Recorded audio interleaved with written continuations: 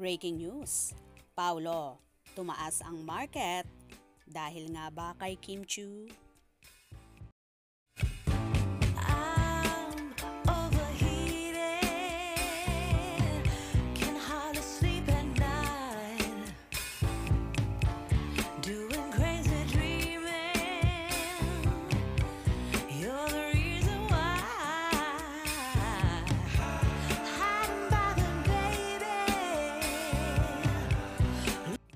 Well, sa kasikatan ng Kim Pao, Kim at Paulo sa ngayon, halata namang mas nakikinabang si Paulo Abilino sa maraming bagay.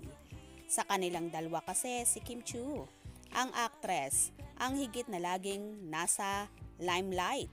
Maganda ang exposure, may solid following at sagana sa mga endorsements. Sa panig ni Paulo, aside sa pagiging magaling na aktor, at tahimik sa personal na buhay ay wala nang ibang alam ang publiko sa kanya. In short, sa ingay ng kanilang tambalan after ng kanilang successful TV series at posibleng movie team up in the future ay si Paulo itong higit na nasa victory side.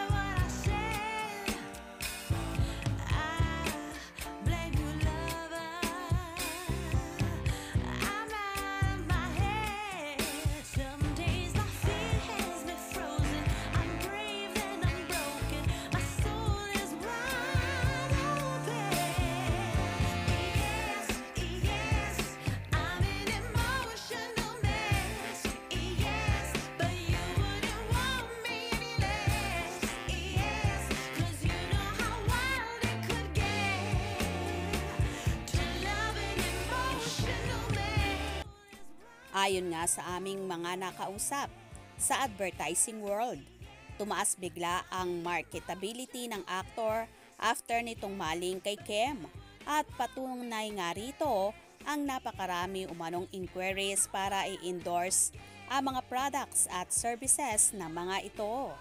Yun nga lang, mas madalas daw na ang request ay dapat na magkasama sila ni Kim, meaning kung walang Kim, wale.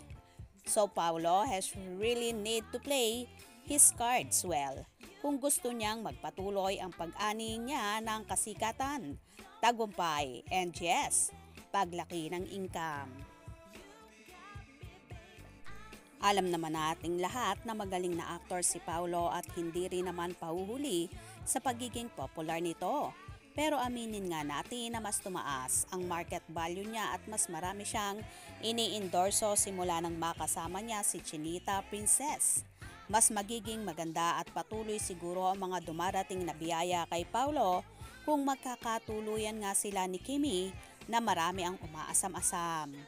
Well, abang-abang na lang tayo dahil for sure, mas marami pang parating sa Kim Pao na mas bongga at mas nakakakilig na mga proyekto. Kaya naman tumutok at huwag na huwag pahuhuli sa mga maiinit na kaganapan. Anong inyong magiging reaksyon sa bidyong ito? Comment below.